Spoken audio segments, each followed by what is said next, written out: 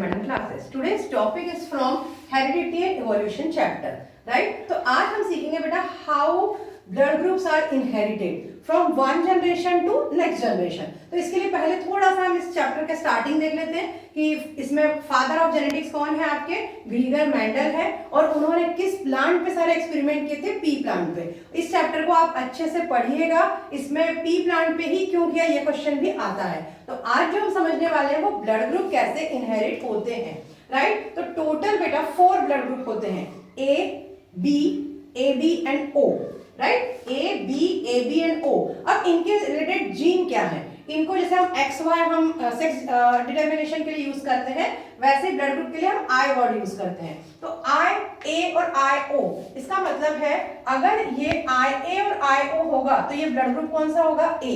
ये एंटीजन है, A B antigen होते हैं, तो एंटीजन प्रेजेंट है और एक पे नहीं है तो ब्लड ग्रुप ए होगा। दोनों पे भी आई ए है तो भी ब्लड ग्रुप ए होगा।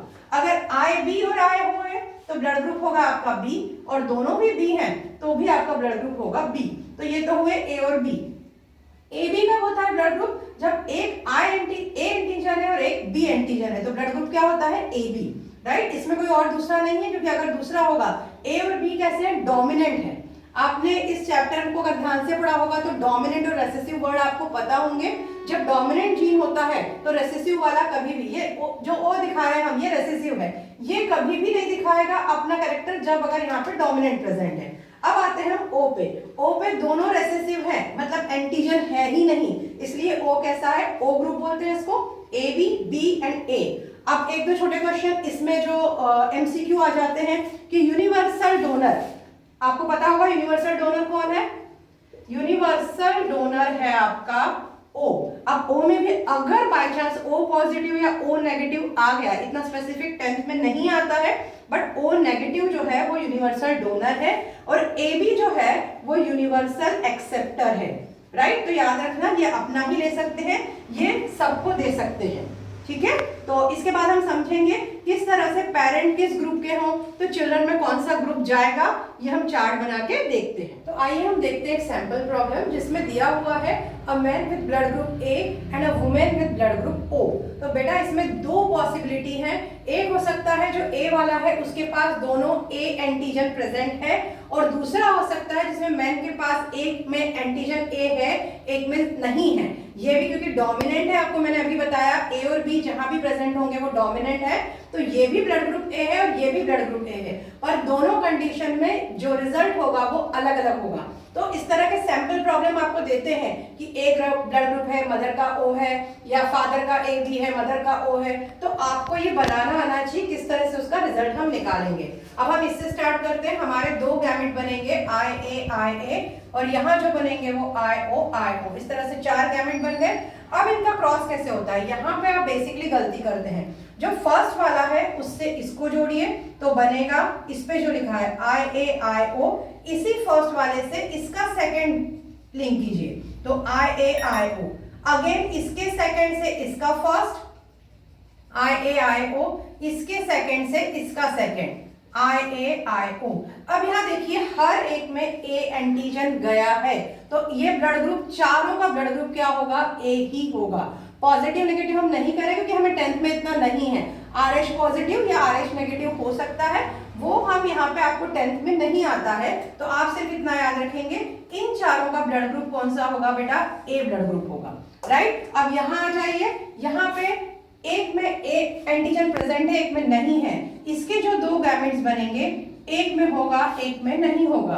अब ये दो गैमेट्स फॉर्म हुए, अगेन स्टार्ट द पेयरिंग, यहाँ बनेगा आई ओ, राइट। इसका फर्स्ट इसके सेकंड से अगेन आई ओ, राइट।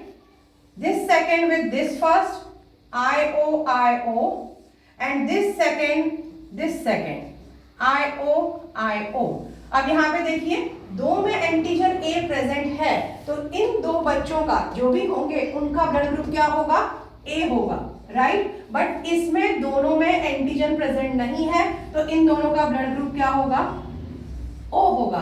तो अब आपको अगर वो पूछते हैं कई बार जीनोटाइप और फिनोटाइप बताइए, बेटा ऐसे याद रखिए, फिनोटाइप एफ से P से स्टार्ट होता है, पर F से हम जनरल भाषा में ले लें तो फेस वैल्यू, मतलब जैसा दिखने में है। बहुत बार बच्चे फिनो और जीनो में डिफरेंस भूल जाते हैं, तो फिनोटाइप को फेस से याद रखिए कि जैसा दिखता है। अब अगर यहाँ अगर हम दिखने में बोले तो हमारा रेशो क्या होगा, 2 हैं आपके ए और 2 हैं आपके ब्लड ग्रुप ओ वाले, तो हम इसको लिखेंगे 2:2 भी लिख सकते हैं, 1:1 अगर हम डिवाइड करें तो इसमें आपका जीनोटाइप रेशो और फिनोटाइप रेशो यहाँ पे सेम है क्योंकि अंदर डिफरेंस नहीं है, राइट। पर जीनोटाइप रेशो में ये सेम है। अब यहाँ पे आ जाइए, यहाँ पे भी जीनोटाइप और फिनोटाइप क्या है, सेम है, पर अगर अलग अलग होता है तो जो दिखता है, फॉर एग्जांपल आप एक समझा देती हूँ आपको, कई बार इसको भी हम टॉल बोलते हैं, इसको भी हम टॉल बोलते हैं, और स्मॉल टी होते हैं तो ड्वार्फ होते हैं। तो यहाँ पे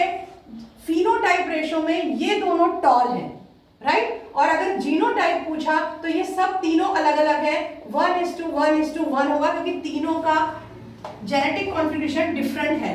बट फिनोटाइप में ये दोनों टॉल है तो हम 2:1 लिखेंगे इन तीनों के अंदर, और अगर हम इसका जीनोटाइप लिखेंगे तो 1:1 लिखेंगे। तो ये थोड़ा सा ध्यान रखिएगा।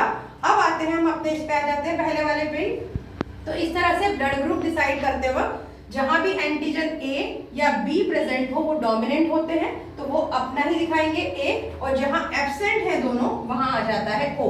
तो ऐसे अलग अलग क्वेश्चन आप करके देखिए, बी ओ के साथ करके देखिए, ए बी और ओ करके देखिए, अलग अलग मदर फादर चेंज करके देखिए कि प्योर है क्या।